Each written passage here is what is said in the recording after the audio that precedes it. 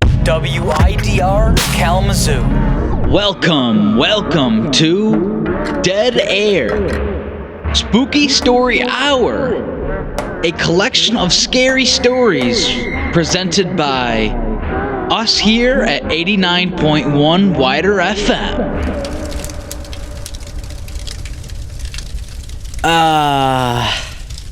89.1 WIDR FM listeners. Isn't this fire so amazing? Wait. You know what would make this campfire even more spectacular? A few scary stories. Does anybody have one? Me, please. One. Let me go next. I have a terrific one. Please, let me go next. My story's so scary. Whoa. Okay, everybody. All right, everybody. Elijah, you really sold me on that one. Go for it. Yes! Oh yeah, baby. I am so ready for this story. You're gonna get scared out of your pants. Ryan, you're the go for picking me.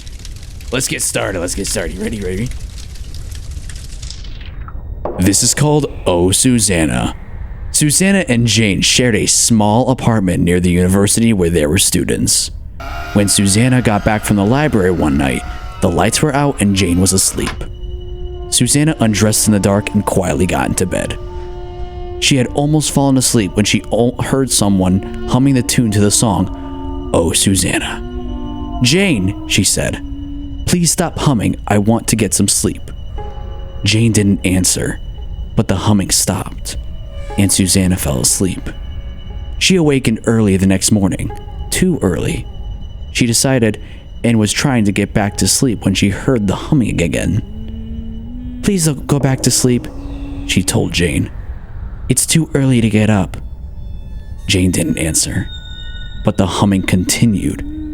Susanna became angry. Cut it out, she said. It's not funny.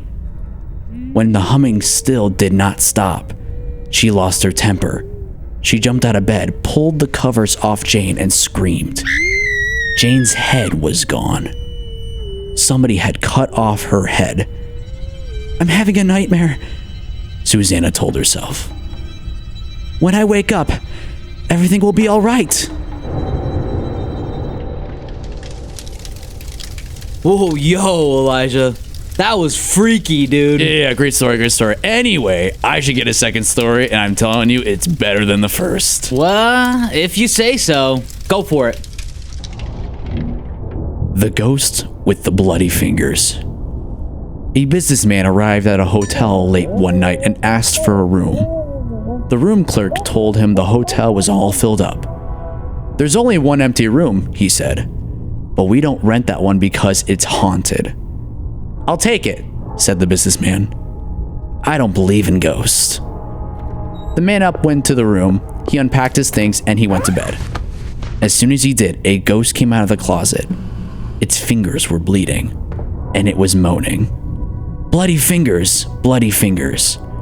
When the man saw the ghost, he grabbed his things and ran. The next night, a woman arrived very late. Again, all of the rooms were taken except the haunted room.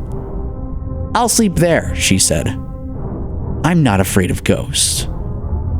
As soon as she got into bed, the ghost came out of the closet. Its fingers was still bleeding. It was still moaning. Bloody fingers, bloody fingers. And the woman took one look and ran. A week later, another guest arrived very late. He also took the haunted room. After he unpacked, he got out his guitar and began to play. Soon, the ghost appeared. As before, its fingers were bleeding and it was moaning. Bloody fingers, bloody fingers. The man paid no attention. He just kept strumming his guitar. But the ghost kept moaning, and its fingers kept bleeding. Finally, the guitar player looked up.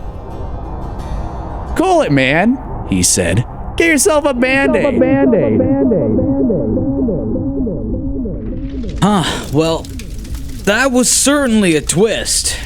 What'd you think, 89.1 WIDR FM listeners? Are we ready for some more stories? Who wants to go next? Pick me next, please. I have such a good one. Okay, Katie. You sold me. Go ahead and share a story. Yes! Oh, you won't regret it. My story's The White Wolf. The White Wolf. The timber wolves around French Creek had gotten out of hand. There were so many wolves, the farmers could not stop them from killing their cattle and sheep. So the state put a bounty on them.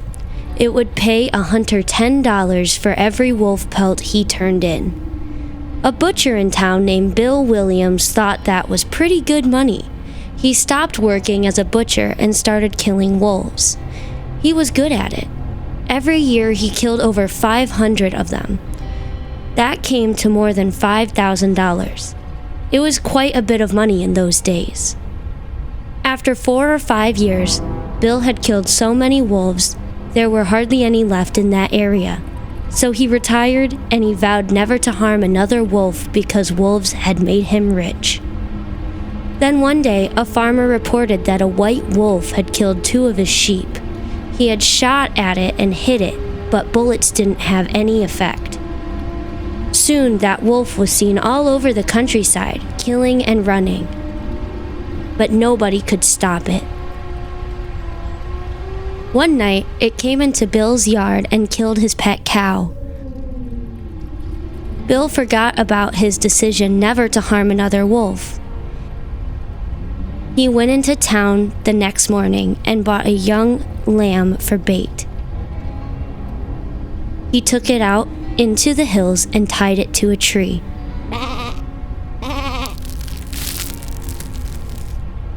Then he backed off about 50 yards and sat down under another tree. With his gun in his lap, he waited. When Bill didn't come back, his friends started looking for him. Finally, they found the lamb. It was still tied to the tree. It was hungry, but it was alive. Then they found Bill. He was still sitting against the other tree, but he was dead. His throat had been torn open. There was no sign of struggle. His gun hadn't been fired. There were no tracks in the soil around him. As for the white wolf, it was never seen again. Wow, great story, Katie. And quite a W for all the wolves out there.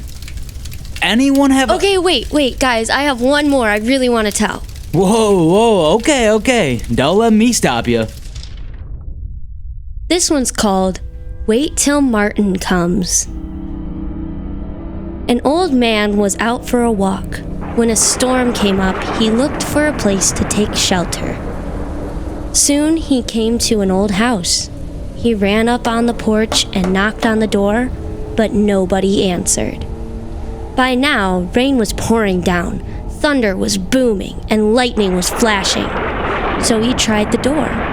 When he found it was unlocked, he went inside. Except for a pile of wooden boxes, the house was empty. He broke up some of the boxes and made a fire with them. Then he sat down in front of the fire and dried himself. It was so warm and cozy that he fell asleep. When he woke up, a black cat was sitting near the fire. It stared at him for a while, then it purred. "That's a nice cat," he thought, and he dozed off again. When he opened his eyes, there was a second cat in the room, but this one was as big as a wolf. It looked at him very closely, and it asked, "Shall we do it now?" "No," said the other cat. "Let's wait till Martin comes." "I must be dreaming," thought the old man. He closed his eyes again. Then he took another look. But now there was a third cat in the room, and this one was as big as a tiger. It looked the old man over, and it asked, "Shall we do it now?" "No," said the others. "Let's wait till Martin comes." The old man jumped up, jumped out the window, and started running. "When Martin comes, you tell him I couldn't wait." Nice job, Katie. Thanks for sharing with all of us here at 89.1 WIDR FM. We're here bringing you spooky stories on this perfect Halloween. All right, folks. Which one of you want to go next? Pick me. I know Me next, you please. I'm me. sitting Pick literally me. right Pick me. in front of you. Turn I've been waiting all this Please, time. Pick me now. Frank, yo, I got you. You're so hyped up right now that I think we have to hear what you got to share. Go for it. Now this one is a good one. My granddad used to tell it to me and my cousins, and we used to roll around in the ground and try to dig our way to an early grave. All right, this one is called The Strange Blue Light. Late one night on October 1864, a Confederate blockade runner slipped by some Union gunboats at the entrance of Galveston Bay in Texas and made it safely to port with its cargo of food and other necessities. Lewis Billings, the master of the small vessel, was getting ready to weigh anchor when he was suddenly startled by a shriek from one of his crew. A strange old-fashioned schooner with a big black flag was rushing down at us, Billings said later. She was afire with some sort of weird pale blue light that lighted up every nook and cranny of her. The crew was pulling at the ropes and doing other work, and they paid us no attention, not even a glance our way. They had all ghastly bleeding wounds, but their faces and eyes were those of dead men. The man who had shrieked had fallen to his knees, his teeth shattering as he gasped out a prayer. Overcoming my own terror that was chilling the very marrow of my bones, I rushed forward, shouting to the others as I ran. Suddenly the schooner vanished before my eyes. Some say that it was the ghost of Jean Lafitte's pirate ship Pride that sank off Galveston Island in 1821 or 1822. She was seen again in 1892 in the same waters with the same crew. Whoa. What a way to get in character, Frank. Do you happen to have another one? If you guys like that one, you're gonna love this one. My granddad used to tell it to us as kids, and we used to poop our pants and cry. This one's called Something Was Wrong. One morning, John Sullivan found himself walking along a street downtown. He could not explain what he was doing there, or how he got there, or where he had been earlier. He didn't even know what time it was. He saw a woman walking toward him and stopped her. "I'm afraid I forgot my watch," he said, and smiled. "Can you tell me the time?" When she saw him, she screamed and ran. Then John Sullivan noticed that other people were afraid of him. When they saw him coming, they flattened themselves against a building or ran across the street to stay out of his way. There must be something wrong with me, John Sullivan thought. I'd better go home. He hailed a taxi, but the driver took one look at him and sped away. John Sullivan did not understand what was going on, but it scared him. Maybe somebody at home can come and get me, he thought. He found a telephone and called his wife, but a voice he did not recognize answered. "Is Mrs. Sullivan there?" he asked. "No, she's at a funeral," the voice said. "Mr. Sullivan was killed yesterday in an accident downtown." R.I.P. Sully. Anyways, we got two folks left sharing stories here on 89.1 WIDR FM Spooky Story Hour. Who would like to go next? I've been waiting for so long. Pick my story. Come on, pick me please. next. I want to so bad. Let me tell my story. Okay, Lainey. It seems like you really want to. Go ahead. Okay, finally. Thank you for picking me. Here's my story.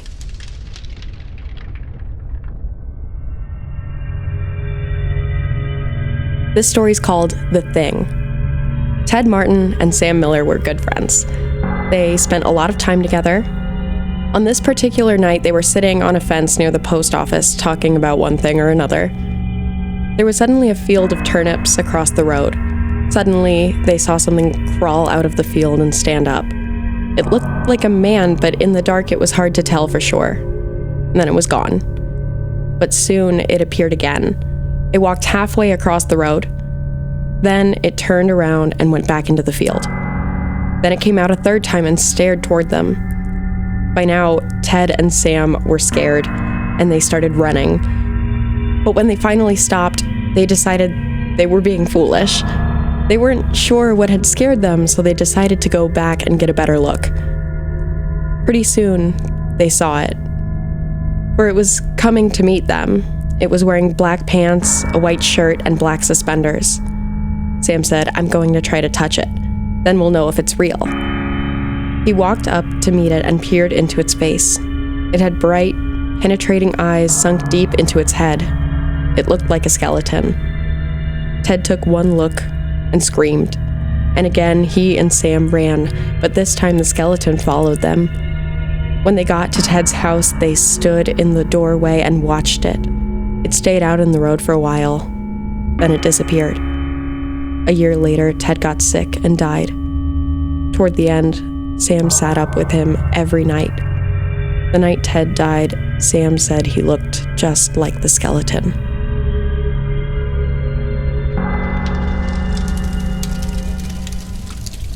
All right, that first one was okay, but I thought of one that's even better. And this one's called The Viper. A widow lived alone on the top floor of an apartment house. One morning, her telephone rang. "Hello," she said. "This is the Viper," a man said. "I'm coming up." Somebody's fooling around, she thought, and hung up. A half hour later, the telephone rang again. It was the same man. "It's the Viper," he said. "I'll be up soon." The widow didn't know what to think, but she was getting frightened. Once more, the telephone rang. Again, it was the Viper. "I'm coming up now," he said. She quickly called the police. They said they would be right over. When the doorbell rang, she sighed with relief. "They're here," she thought. But when she opened the door, there stood a little old man with a bucket and a cloth. "I'm the Viper," he said. "I wish to wash and wipe the windows."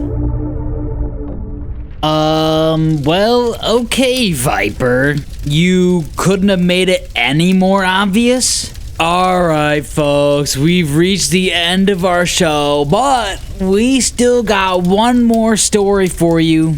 Maddie, take it away. My story is called The Babysitter. It was 9 o'clock in the evening. Everybody was sitting on the couch in front of the TV.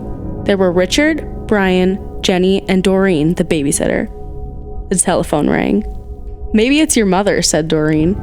She picked up the phone. Before she could say a word, a man laughed hysterically and hung up. "Who was it?" asked Richard. "Some nut," said Doreen. "What did I miss?" At 9:30, the telephone rang again. Doreen answered it. It was the man who had called before.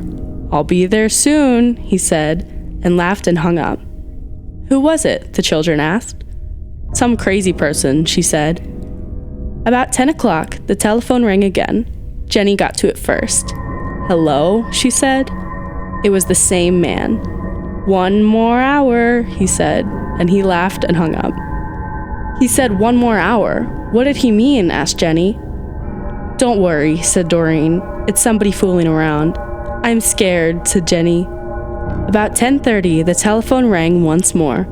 When Doreen picked it up, the man said, "Pretty soon now," and he laughed.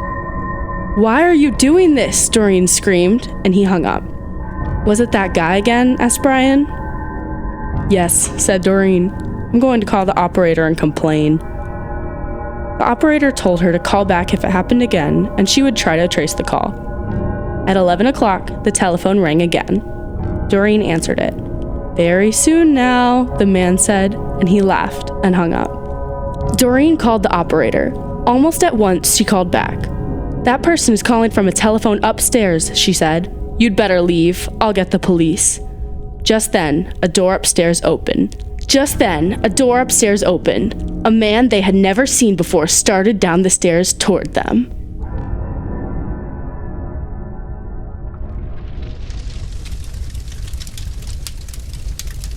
89.1 WIDR FM listeners. Give it up for our 89.1 WIDR FM Dead Air Spooky Story Hour. A round of applause for all of those sharing their stories today.